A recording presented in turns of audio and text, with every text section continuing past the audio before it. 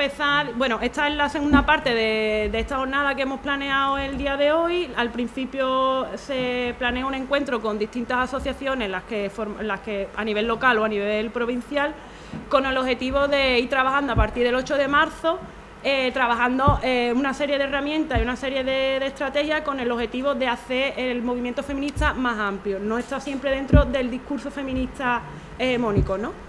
Y esta era la segunda parte de la conferencia, en la que a través de la experiencia de Sandra y del trabajo continuo y comprometido que hace Sandra, gracias,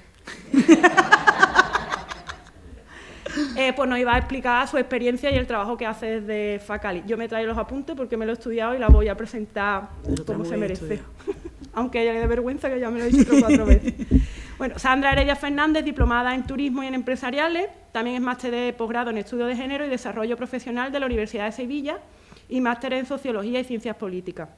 Sandra combina ahora mismo los estudios de doctorado de la Universidad de Pablo de Olavide con el trabajo desde el 2009 en la Federación de Asociaciones de Mujeres Gitanas Facali, como responsable de proyectos europeos y técnicas de inserción sociolaboral. Además, desde octubre del 2017 es vocal en el Consejo Estatal del Pueblo Gitano. Es también experta del Consejo de Europa en antigitanismo y derechos humanos y representante del Estado español para la década de inclusión romaní. Forma parte de la Red Internacional de Mujeres Gitanas y ha participado en diversas cumbres europeas gitanas, Juventud Gitana, y entre sus publicaciones se encuentran el Manual sobre Estilos Periodísticos de la EMA-RTV, el Roman Youth Action Plan y el Pacto contra el Antigitanismo y el Protocolo de Actuación, entre otros. Facali se constituyó en 2010 y en la actualidad cuenta con más de una decena de asociaciones de mujeres gitanas federadas de Andalucía, Castilla y León, Canarias y Asturias. Facali tiene 3 pilares fundamentales, que es recuperar la actitud reivindicativa del asociacionismo protagonizado por mujeres gitanas para seguir trabajando por la promoción e inserción social de la minoría étnica de mayor relevancia e importancia en Andalucía, ser un órgano referente entre las asociaciones de mujeres gitanas andaluzas, ampliando su cobertura en cuanto a información, asesoramiento, orientación, realizando a su vez una prospección y revisión de la realidad de la mujer gitana, actualizándola y cuantificándola adecuadamente, perdón, y dotar a la Administración Pública de herramientas necesarias para su acercamiento y puesta en marcha de políticas que propugnen el desarrollo de las mujeres gitanas andaluzas. Facali ha recibido este 2018, hace 2 o 3 días, básicamente, ayer, el Premio Andalucía Más Social por el trabajo realizado en beneficio de los derechos de las personas a través de las buenas prácticas del Pacto de Antigitanismo. Sandra nació en Córdoba, pero en la actualidad vive en Sevilla. A ella no le gustan las etiquetas, pero si tuviese que referirse, tal y como dijo en la entrevista realizada por Mar Gallego para Feminismo Andaluz, diría que es una gitana que se mete en todos los fregados. Si tenéis la oportunidad de escuchar la entrevista, escucharla porque no tiene desperdicio ninguno y además te abren las orejas que no veas. Este aprendizaje, a través de la escucha activa de quienes viven la multitud de discriminaciones y que trabajan de forma comprometida, junto a la oportunidad de ofrecer espacio dentro de los privilegios que algunas de las personas podamos tener para la visibilización de las voces silenciadas por el discurso de este feminismo hegemónico, ¿no?, que dije al principio, y poder transformarla, además de partir de ese reconocimiento de la diversidad, que no es otra cosa que riqueza, no es un intento de dividir al movimiento, ni siquiera de separarnos, es lo que nos hizo a las 2 asociaciones, a PDHA y a Código Malva, pensar en Sandra como una de las personas que conoce la historia de discriminación y opresión del pueblo gitano, que trabaja activamente en contra del racismo y el antigitanismo, sobre todo para que nos aportase algunas claves de cómo asumir estas herramientas y ser conscientes de que las discriminaciones son múltiples y cómo puede influir desde lo personal a lo local. O como diría Sandra en la entrevista también, que cada una construya desde donde se sienta cómoda, pero que la dejen construir. Y desde Código Malva y a PDHA esperamos que disfrute de la conferencia Mujeres Gitanas, una historia de resistencia. Pues muchas gracias, Anita. La verdad que me has dejado muerta, que te la he estudiado, pero vamos, que... Bueno, muchas gracias a todas. Perdonad por el poco tiempo que tenemos. Amenazo con volver, ya os lo voy diciendo, antes de empezar y volver con más tiempo. Y bueno, agradecer la invitación porque sé cómo estamos todas de tiempo y sé el interés que mostráis realmente desde donde nosotras nos gusta, que es, como dice ella, que nos dejen construir y que podamos ser nosotras las propias mujeres gitanas las que traigamos nuestra voz aquí a estos espacios y donde nos dejen estar. Ya ella ha comentado de Facali, yo poco más tengo que decir. Sobre todo comentaros también que dentro de los objetivos que comentaba Anita, nosotras principalmente tenemos dos vías, ¿no?, por las que empezamos a trabajar. Imaginaros que cuando empezaron mis compañeras, que son como las pioneras en todo esto. Imaginaros por el año 2000, en la universidad, distintas mujeres gitanas que se encontraron y dijeron, nosotros tenemos que montar algo, tenemos que dar a conocer, porque imaginaros, juntar las palabras mujeres gitanas y universitarias, ¿no? Era como a la mente más perturbada, es como que somos unas extraterrestres, ¿no? Que de dónde salimos nosotras. Entonces, desde esa posición, que bueno, que primero también quiero decir que nosotras hablamos de mujeres gitanas, o yo en este caso vengo hoy a hablar de mujeres gitanas, pero nosotras somos un pueblo muy diverso, como todos los pueblos. Ni yo vengo con mi discurso hegemónico de que por haber tenido la oportunidad de ser universitaria, de tener unos estudios superiores, puedo hablar con mucha más propiedad que otras mujeres gitanas que no han tenido la igualdad de oportunidades. Y yo recalco mucho lo de la igualdad de oportunidades porque no es algo específico de las mujeres gitanas, que es lo que nos muestra en la tele, que ahora hablaremos un poquito, de los estereotipos, de los mitos que tienen hacia nosotras, sino que desde nuestra situación pues creamos esa herramienta pues, como de la segunda visión o la segunda vía por la que trabajamos. Desde nuestra posición poder no ayudar, sino acompañar, porque a mí la palabra de ayudar tampoco me gusta, acompañar y dar recursos y acercar los recursos pues, a otras mujeres gitanas que no han tenido las mismas oportunidades que nosotras. Y sobre todo porque trabajamos con eso, con los referentes positivos. Trabajamos que, con todo el respeto del mundo y todo el cariño, pues no es lo mismo que una mujer gitana, vayamos a los barrios donde existe mayor población gitana y que denunciemos que es verdad que esa situación de pobreza, de exclusión y marginación que tienen muchos de los barrios, donde vivimos todas. Tenemos la suerte que estamos en Cádiz, ¿no? Que es como esta tierra que es el único sitio, que sepáis que es el único sitio en el mundo donde que yo he escuchado en algunos sitios que decir que cosa más gitana es algo positivo. Entonces, también partiendo desde ese punto de que somos conscientes que la situación de pobreza, discriminación y exclusión que vivimos el pueblo gitano y que los barrios tienen rostros de mujeres gitanas pobres, porque en muchos lugares ocurre, tenemos que ser conscientes de crear esas herramientas pues, para denunciarlo. Y bueno, yo voy a intentar ir lo más rápido que pueda, no, yo hablo muy ligera, a mí me paráis cuando queráis, me preguntáis, ¿vale? Y bueno, yo para irnos acercando un poquito, yo siempre traigo aquí de este maravilloso señor, de Cervantes, ¿no? Una cita del libro de La Gitanilla, ¿no? que dice mucho de lo que es la percepción que tienen de nuestro pueblo. Dice, parece que los gitanos y gitanas lo he añadido yo, claro, Cervantes no se iba a parar a poner gitanas. Solamente nacieron en el mundo para ser ladrones, nacen de padres ladrones, críense con ladrones, estudian para ladrones y finalmente salen con ser ladrones corrientes y molientes a todo ruedo. Y la gana del hurtar y el hurtar son en ellos como accidentes inseparables que no se quitan sino con la muerte. Entonces, siempre pongo esa cita, ¿no? del libro porque es muy significativa a la construcción social y a la construcción en el imaginario colectivo que se tiene de la población gitana. Y para hablar de la situación que en nuestro pueblo vivimos muy concretamente y de la manera más corta posible, yo os quiero hacer una aproximación histórica pues para que sepáis más o menos de dónde venimos, porque hay alguien aquí que sepa que sea alguna ventaja. ¿Sabéis de dónde venimos las gitanas, los gitanos? Venga, decidlo sin miedo, rápido, venga. De la India, muy bien. Bien, aprendido. ¿Vale? Pues bueno, venimos de la India, ya por fin podemos hablar con rotundidad de que hay mayores estudios que se han investigado a través de nuestra lengua, de dónde venimos, porque el mito era que veníamos de Egipto, ¿no? De Egipto, gitanos y gitanos, ¿no? Cuenta la leyenda o la historia más o menos, que bueno, que como sabéis que la historia hegemónica hay que cuestionárnosla también y hay que hacer también un análisis mucho más de lo que nos han contado. Pues los datos que se conocen, porque salimos de una parte del noroeste de la India, entre el año 900 y 1100, hablan que eran por cuestiones bélicas, eso no está todavía como muy claro, pero salieron como grandes familias que empezaron un éxodo por toda Europa. Y bueno, veis aquí la flecha, va contando dónde vamos llegando, y cuenta que cuando entramos en el Estado español, en 1425, se entró por Cataluña, que entrábamos, decían que entrábamos porque que dijimos que veníamos de peregrinos, ¿no? Pues, y me cogiste de la mano, no, pero vamos, que veníamos de peregrinos, que veníamos a hacer el Camino de Santiago y que era como el permiso, ¿no? Pues para que pudiéramos entrar. Entonces, imaginaros en una tierra tan oscura, en plena cristianismo a tope, esa oscuridad, pues llegar con especies, telas de colores, otros bailes, otra forma de vivir, pues éramos como el elemento exótico que entraba en este territorio y al principio pues decían que muy buena acogida.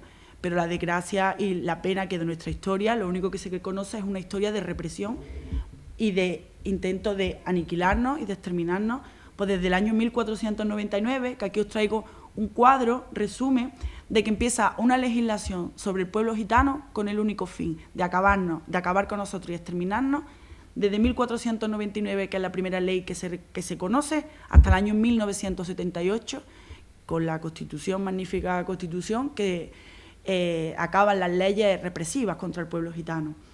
La represión era constantemente por por nuestra lengua. Sabéis que nosotros tenemos una lengua internacional, que es el romanó, y que nosotros no nos han dejado hablarla. Teníamos castigos, penas de muerte, azotes, te cortaban la lengua. Aquí tenéis un poco de los castigos. Y claro, el Estado español es el único territorio a nivel internacional donde nosotras y nosotros no hablamos nuestra lengua. Hablamos un dialecto, que es el caló, y que muchas de las palabras que utilizamos normalmente a diario provienen de nuestra lengua. El chaval, molar, privar, colega, otras cosas que son más famosas y que conocemos también por ese ideal, ¿no?, de que las gitanas somos ese ideal del amor romántico y apasionado, los sacai, el garlochí, pues todas esas palabras vienen de nuestra lengua y son palabras pues, que han ido resistiendo a lo largo del tiempo. Y es una pena que tú vas a cualquier territorio en Europa y conoces a mujeres gitanas de otro espacio y ellas hablan en romanó entre ellas, tú pillas mosca y tú tienes que llegar ya con tu inglés, si lo sabes, para poderte comunicar pues, con tus hermanas gitanas de otros sitios. Y en organismos oficiales desde hace años hemos conseguido que haya traducción simultánea también al romanó. Entonces a mí me da mucha pena porque a mí me gustaría saberlo y poderlo hablar. Hay muchas personas que lo saben aquí en el Estado, pero no se incluye en los libros de texto, no se aprende en los colegios, no se aprende en las universidades. Entonces, eso también es parte de recoger toda esta historia de represión. Tampoco nos dejaban vivir con nuestra familia, nos acusaban de relaciones incestuosas, de que muchos gitanos se tuvieron que convertir y el cristianismo fue el que los acogió para no ser aniquilados, presos. Y bueno, y sobre todo una cosa que a mí me gusta mucho remarcar aquí, que ya existía una legislación en que diferenciaba por cuestiones de género. No era lo mismo la represión y los castigos a los hombres que a las mujeres.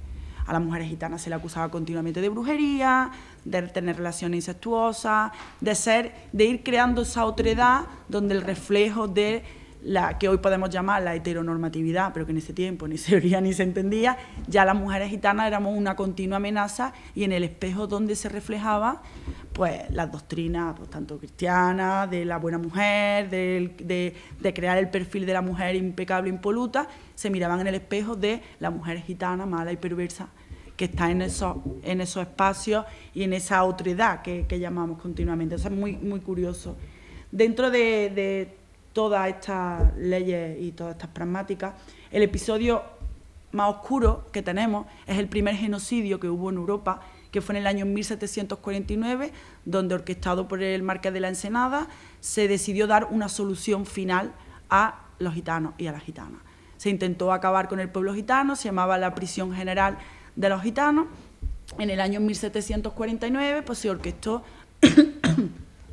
orquestó acabar con los gitanos y las gitanas, apresarlos. Los hombres y los niños menores de 7 años trabajarían como esclavos y trabajarían aquí, sobre todo en Cádiz, el puerto Santa María. De daros cuenta que estamos en todo el proceso de todas estas pragmáticas antigitanas, que nuestra historia no va aparte de la historia del Estado español. Estamos en pleno periodo colonizador, en el que se necesitaba mano de obra para ir a conquistar o a descubrir el nuevo mundo, que el mundo ya estaba creado, pero bueno, hacía falta gente. Entonces eran gitanos y niños menores de 7 años, y las mujeres gitanas se empezaron no pudieron controlarlo. Entonces las mujeres gitanas, que es donde se dice o se comenta que empiezan las casas de misericordia, ¿no? Lo que podemos llamar hoy como las casas de acogimiento, hoy llaman los servicios sociales, bueno, una símil, pero para que ustedes entendáis, al final era una prisión para mujeres, y a todas las mujeres gitanas pues se acordaron llevarlas a la Casa de la Misericordia de Zaragoza.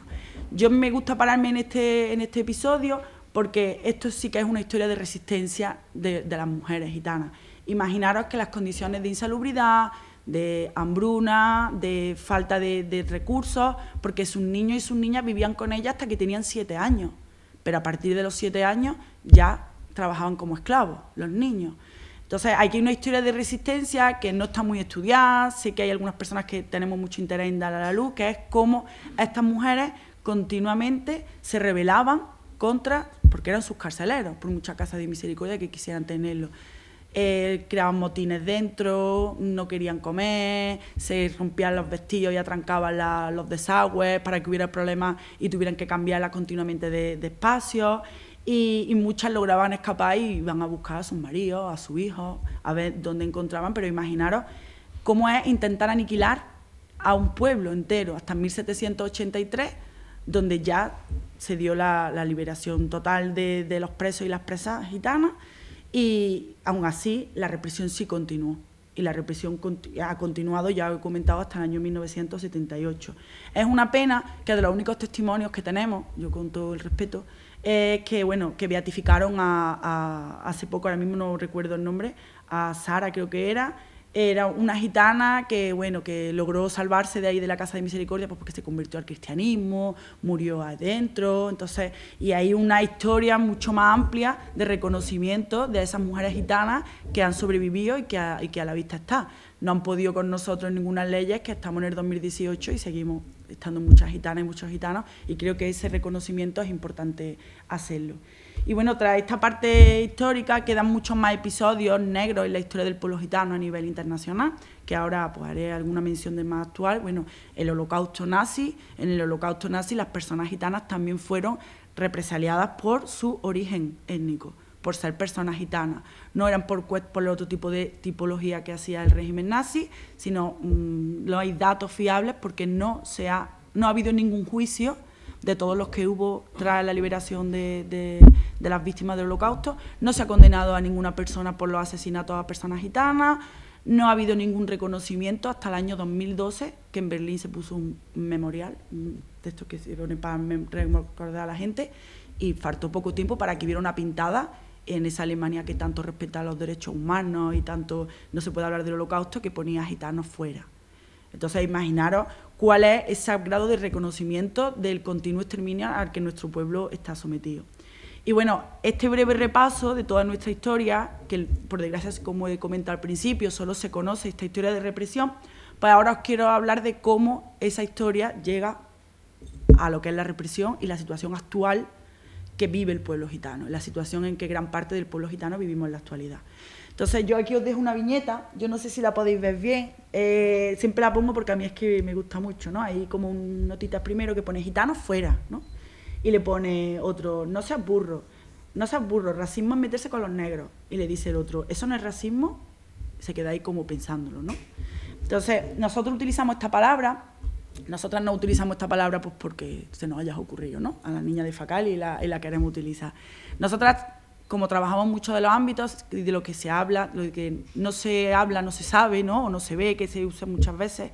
Hemos trabajado y trabajamos, como ha comentado Anita, a nivel internacional con muchos órganos. Entonces, tras muchas discusiones y hablarlo con diferentes órganos, creemos que es necesario que exista una palabra que defina a qué racismo nos exponemos a la población gitana. Existe un tipo de racismo específico hacia la población gitana. Como os comentaba, aquí os traigo algunas citas de gente que ha estudiado el antigitanismo. Y bueno, y por eso hablamos que es que el antigitanismo es un concepto, que lo pondré aquí delante y ahora haré referencia a esta diapositiva, que el racismo hacia el pueblo gitano es un racismo pues que yo lo intento categorizar en diferentes grados, ¿no? Pues va desde el racismo más sutil, del que todas escuchamos, ¡ay, que parece una gitana! ¡Ay, mira, es que huele a gitano!, ¿no? Mi madre el otro día comentaba anécdotas que nos pasan a día y nos pasa sobre todo a personas gitanas que no respondemos al estereotipo que la sociedad mayoritaria tiene de nosotras y de nosotros, ¿no? Yo he escuchado tantas burradas que digo, algún día me gustaría tener tiempo para escribirlas todas, ¿no? Y además, otra cosa que me hace mucha gracia que es el gitanómetro, ¿no? Que yo le pongo, es como, viene cualquiera que no conoce de nada y te dice, pero que tú eres gitana. Y tú ya, lo primero que te preguntas, ¿no? Y tú dices, mira, yo no te he preguntado si tú eres del barrio tal y vives en el primero 6, si eres del Betis, eres del Sevilla, eres del Cádiz. O sea, yo sí, mira, mi padre es gitano, mi madre es gitana también. ¿Quieres que te diga algo más? ¿Quieres que te cuente, no sé, si quieres te hago un árbol genealógico de mi familia?